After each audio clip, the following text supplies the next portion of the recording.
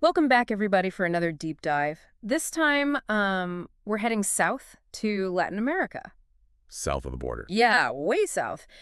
To explore a world that's both fascinating and often really turbulent. The world of civil-military relations. Now, you might be thinking military stuff sounds a bit intense, but Right. trust me, this is about way more than just tanks and troops. Okay. We're talking about the very heart of democracy in the region. Absolutely. That push and pull between civilian governments and these powerful armed forces. Yeah, it's a delicate dance, and the steps can change dramatically depending on, the country, Right. the history. I mean, think about it. Latin America has seen it all. Coups, dictatorships, revolutions, Yeah, and these fragile democracies just struggling to find their footing. right. So understanding how civilian leaders and the military navigate their relationship is key Yeah. to understanding how these societies function. Okay, so to guide us through this complex landscape, we've got a fantastic source. Yes. It's an article by Colonel Rhett, Jose Luis Esparza Guerrero, It's a great source. a Colombian military expert who's not just an academic, but he actually spent 33 years Wow. in the Colombian army, experiencing these dynamics firsthand. That's what makes his perspective so valuable. He doesn't just theorize about civil-military relations. Right. He's lived them, witnessed the tensions, the triumphs, and the potential pitfalls. You know? Right. And he brings that insight to his analysis, connecting those real-world observations Yeah. to those broader theoretical frameworks. Okay, so let's start with the theory. Esparza Guerrero walks us through 5 generations Okay. of thought on civil-military relations, so basically how scholars have grappled with this Right. question of, like, the ideal relationship between civilian governments and powerful militaries, especially in the context of a healthy democracy. It's like watching a debate unfold over time, Yeah. with each generation building on the ideas of those before them. Exactly. You've got early thinkers like Samuel Huntington who really hammered home the importance of civilian control over the military. His famous line, "The soldier must be the servant of the statesman," Right. really captures that essence perfectly. Yeah. Then you have folks like Morris Janowitz, who was like, hold on, it's not that simple. He argued that you can't just ignore Right. the social and political factors that shape this relationship. The military doesn't exist in a vacuum. It's Yeah. deeply intertwined with the fabric of society. So it's not just about, like, who has the bigger guns. It's about societal values, Yeah. historical baggage, political climates, all that messy human stuff. Precisely. Yeah. And then you have scholars like Red Diamond, who focused on the specific challenges of democratic consolidation Right. in Latin America, especially in the aftermath of those military regimes. Yeah. Her work highlights how the specter of authoritarianism can linger long after the dictators are gone. That makes total sense. Yeah. So how does Esparza Guerrero bridge this theoretical discussion with what's happening on the ground in Latin America? Because, let's face it, the region has a pretty intense history when it comes to civil-military relations. He uses a framework developed by Karl von Clausewitz, a Prussian military theorist. Okay. It's called Clausewitz's Trinity, and it essentially breaks down civil-military relations Okay. into 3 key relationships: the military and the government and civil society, and the military and civil society. Okay, a lot of moving parts there. So how does this trinity help us make sense of, like, the real-world dynamics Yeah. in different Latin American countries? Well, it provides a lens for examining the power dynamics within each of those relationships. Right. Think of it as a way to diagnose the health of a democracy by looking at how these 3 actors interact. Are they working in harmony? Are they clashing? Right. Or are they engaged in this constant negotiation? Got it. So this trinity is like a diagnostic tool. Let's start with the first leg of this triangle, Yeah. military-government relations. Okay. What are some of the warning signs Esparza Guerrero highlights, those potential red flags that suggest this relationship might be heading into dangerous territory? One major issue is the blurring of roles between the military and the executive branch. Okay. He actually draws on his own experience here, talking about how during his time in the Colombian army, Yeah. there was an incident where a military unit was deployed to a region without clear orders or a defined objective. And this lack of clarity created confusion on the ground and ultimately undermined the mission. So it's like, who's really in charge here? And that ambiguity can lead to all sorts of problems, right? Exactly. Esparza Guerrero argues that when those lines get blurry, it can lead to a situation where the military starts dictating policy or interfering in areas that should be the purview of civilian authorities, He points to Álvaro Uribe's presidency in Colombia Okay. as an example where this blurring of roles became a concern. So like generals whispering in the president's ear about policy decisions that should really be made by elected officials. Yeah. That sounds like a recipe for undermining democratic norms. That's the worry. And on the flip side, he also warns about the dangers of governments trying to impose their perspectives on the military without taking into account military expertise. He uses the example of Chile's transition to democracy, where the new civilian government, very eager to distance itself from the previous military regime, implemented sweeping reforms without consulting or involving the armed forces. So it's like a pendulum swing, right? You go from a military dictatorship to a civilian government that's so eager to assert control that they end up alienating the very institution they need to cooperate with. Exactly. And Esparza Guerrero argues that this approach could backfire, leading to resentment within the military and potentially undermining the long-term stability of the democratic transition.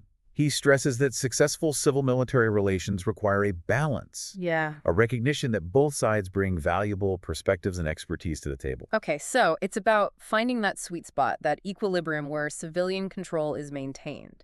But military expertise is respected and utilized appropriately. Yes. What about the next side of the triangle? Government-civil society relations. Okay. How does that dynamic play into the overall picture? This is where Esparza Guerrero really brings his Colombian perspective to bear. He talks about how Colombia's long history of internal conflict with guerrilla groups, paramilitaries, and drug trafficking organizations all vying for power has shaped the way civil society views both the government and the military. So it's like a society that's been traumatized by violence and instability, and that trauma can make it hard to build trust and establish those healthy relationships between citizens, their government, and the armed forces. Absolutely. And he emphasizes that in such context, it's even more crucial for civil society to have a deep understanding of how democracies work, especially in countries with a history of authoritarianism. Because if you've only ever known a system where the military calls the shots, or where political participation is suppressed, it can be hard to suddenly shift to a democratic mindset. Exactly. He argues that citizens need to know their rights, understand how to engage in political processes, and hold their leaders accountable.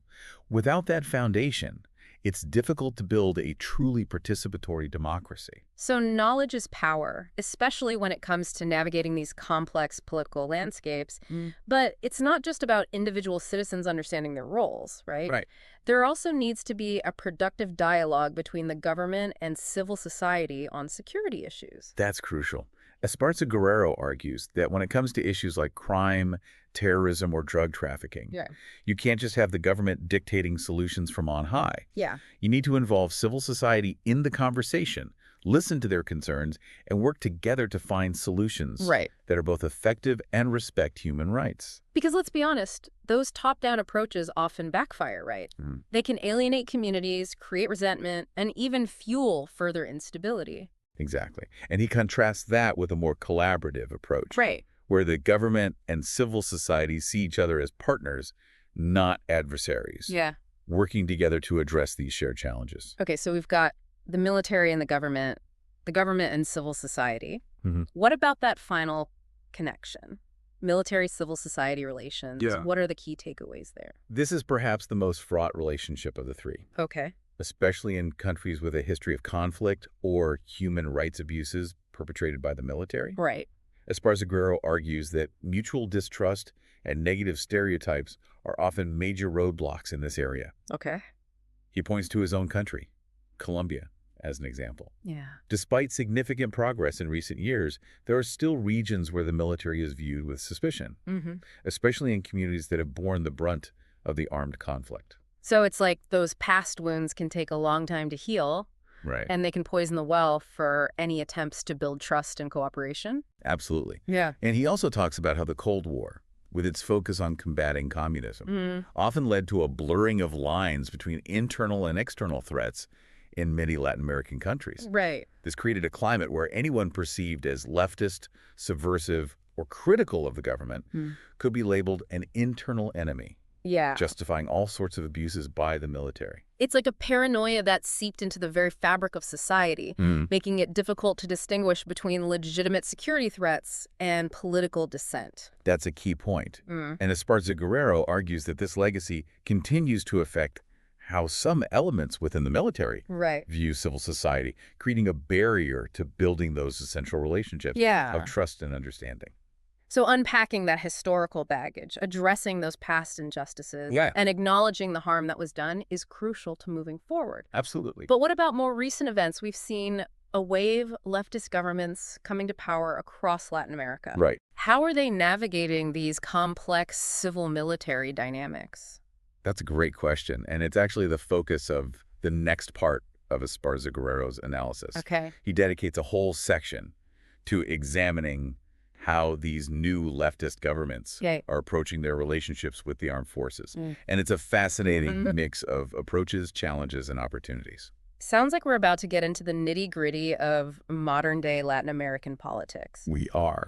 Listener, if you're as intrigued as I am, stay tuned for part 2, where we'll dive into these contemporary case studies. Yes. And see how these leftist leaders are walking that tightrope between maintaining civilian control and forging productive partnerships with their militaries. All right, so we're back and ready to really dive into the heart of the matter. Yeah. How are these new leftist governments in Latin America approaching their relationships with the armed forces? I'm picturing this high-stakes balancing act, trying to maintain democratic principles while also, addressing security concerns. You've hit the nail on the head.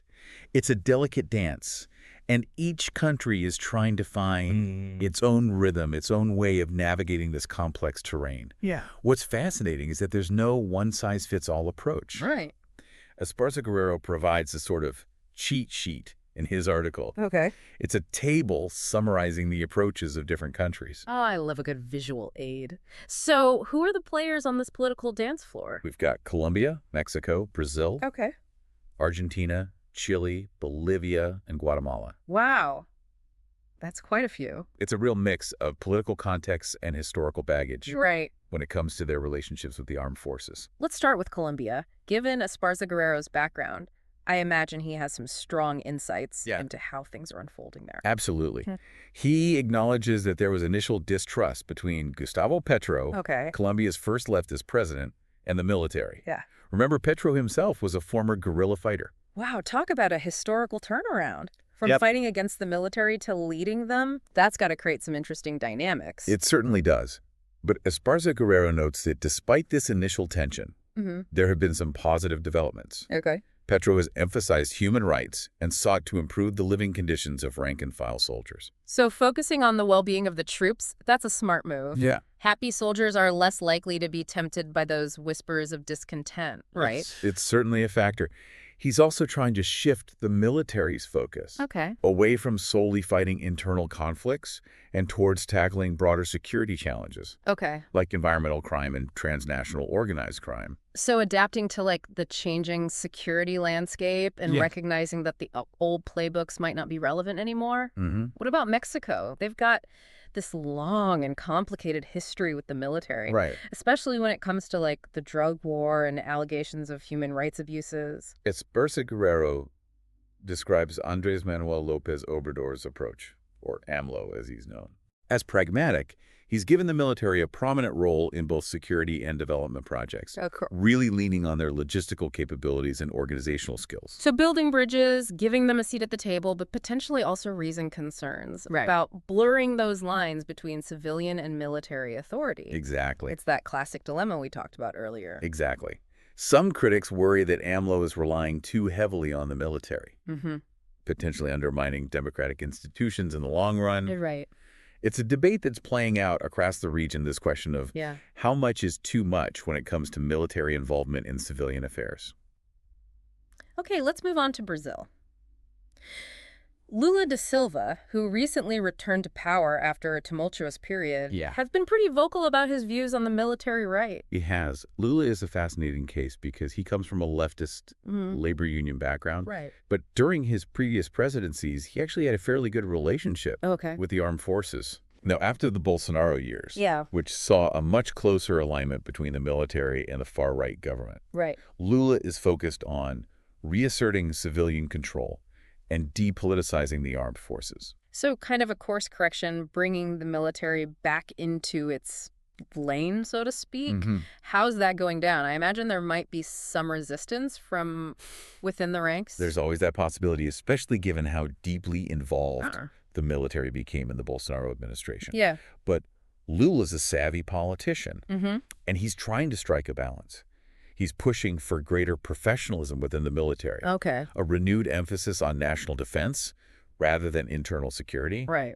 And he's also trying to address the economic concerns of military families. It's like he's saying, look, I respect your role, I value your service, but let's make sure we're all clear on who's calling the shots here. Right. It's a delicate dance. It is. Yeah. And then you have Chile, Yeah. a country that went through a brutal dictatorship Right. and is now led by Gabriel Boric, a young leftist president who's trying to modernize the military while also upholding human rights.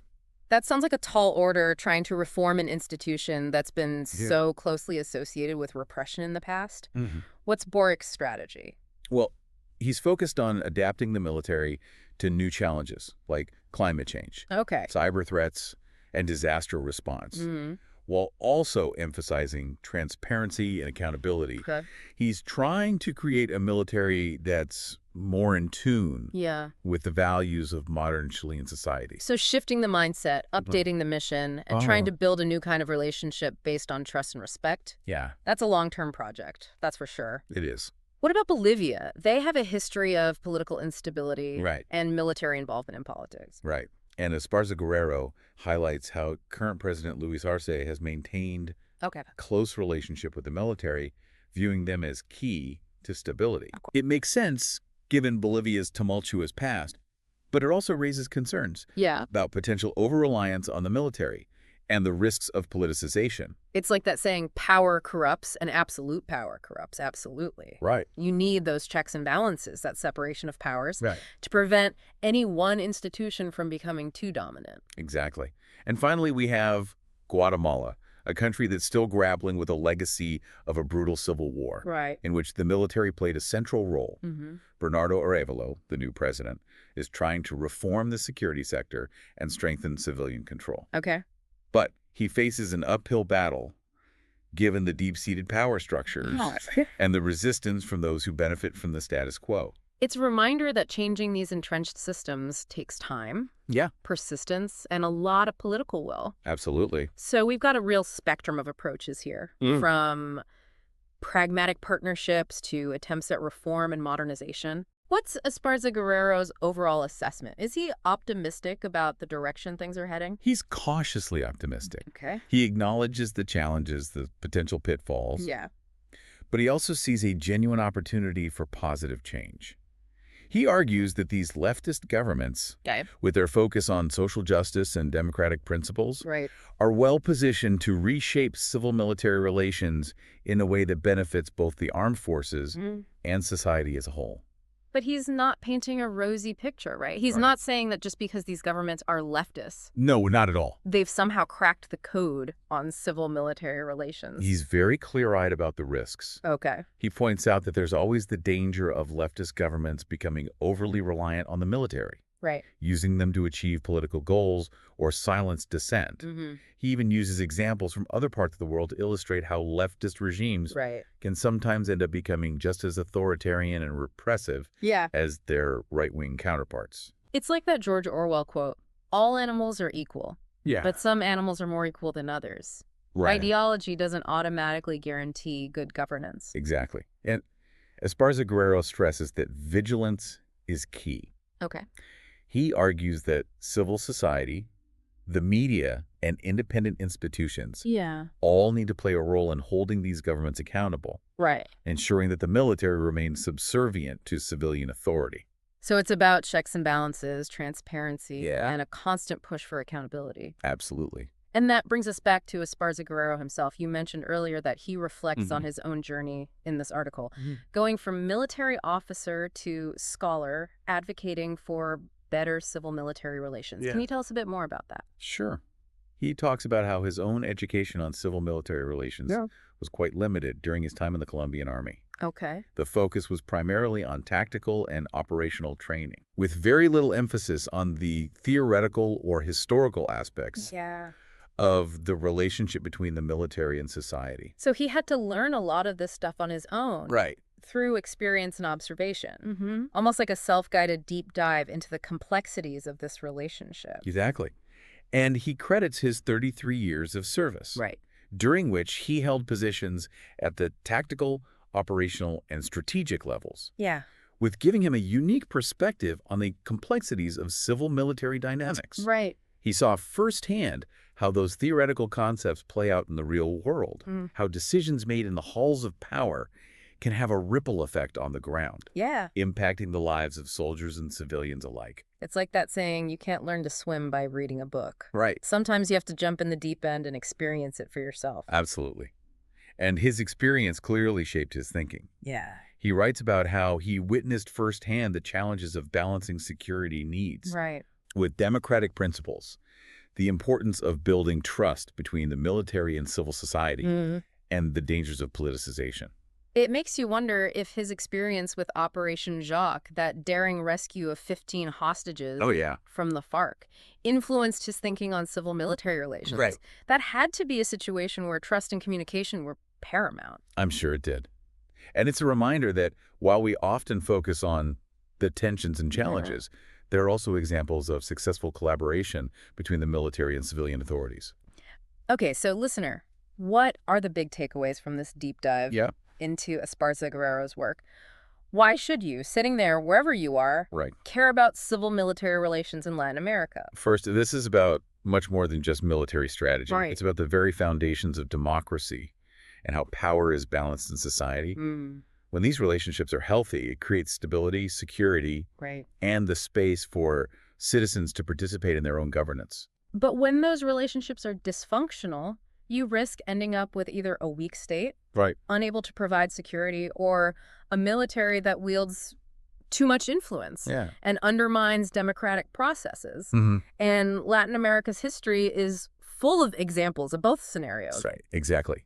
Understanding these dynamics is crucial for anyone interested in Latin American politics, economics, or social development. Because, let's face it, the military is a major player in many of these countries. Right. And how they interact with the rest of society has a huge impact on everyone's lives. Yeah. And what's so fascinating about this particular moment in Latin America is that with so many leftist governments in power, there's a real opportunity to redefine these relationships and chart a new course. And Esparza Guerrero's analysis provides a valuable roadmap for navigating those complexities, drawing on both theory and real-world experience. Yes, and he reminds us that there are no easy answers or one-size-fits-all solutions. It's an ongoing process that requires constant dialogue, adaptation, and a willingness to learn from both successes and failures. Absolutely. So, listener, we've given you a lot to chew on today. We have. Now, here's a final thought to ponder as you go about your day. Okay. Esparza Guerrero focuses on Latin America. But how do you think these same dynamics play out in other parts of the world? Are the challenges and opportunities universal, or are there unique regional factors at play? It's a question worth exploring. We encourage you to continue learning, thinking critically, and forming your own informed opinions on this crucial topic. Right. After all, the health of democracy depends on it. That's a perfect note to end on. Thanks for joining us on this deep dive, and keep exploring. Yeah, it really is fascinating to think about how these dynamics play out in different parts of the world. You're right, Esparza Guerrero's focus is Latin America, but his work raises these questions that resonate far beyond the region. Absolutely. He provides a framework for understanding these complex relationships. Right. And those frameworks can be applied to other contexts, other political systems, other historical moments. It's like he's giving us a set of lenses to examine these dynamics wherever they occur, helping us to see those patterns, those recurring tensions, those like universal challenges. Precisely. For example, take a place like the United States, a country with a strong tradition of civilian control over the military. Right. You might assume those concerns about blurred lines of politicization wouldn't really apply there. Right. But that's not entirely true. Right, because even in well-established democracies, those tensions can emerge. Yeah. I'm thinking about, like, the debates around military spending, the use of force overseas, or even the influence of retired military leaders in politics. Exactly. Those are all examples of how civil-military relations are never truly settled. Right. They're constantly being negotiated, renegotiated, and contested. Yeah. And it's not just about formal structures or legal frameworks. Right. It's also about societal norms, cultural values, and the shifting balance of power between different actors. So it's this ongoing dance, this constant interplay between civilian and military authority, and it's happening everywhere. Right. Even in places where you might assume those roles are clearly defined. It is. And I think that's one of the key insights that Esparza-Guerrero offers. Okay. He reminds us that these relationships are dynamic, fluid, and always evolving. Yeah.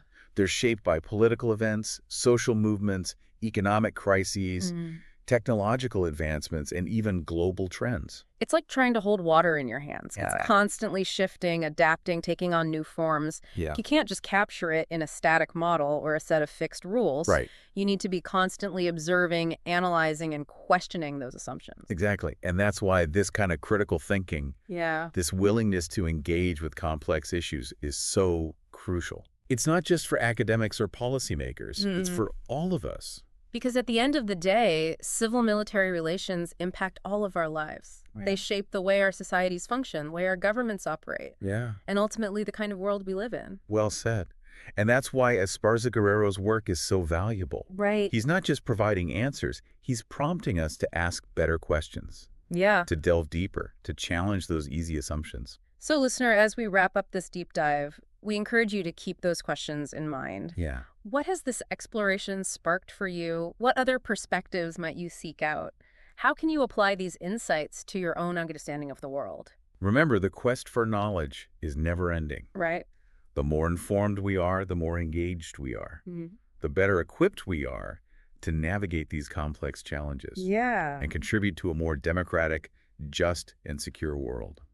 That's a perfect note to end on. Thanks for joining us on this deep dive. Yes, thank you. And keep exploring.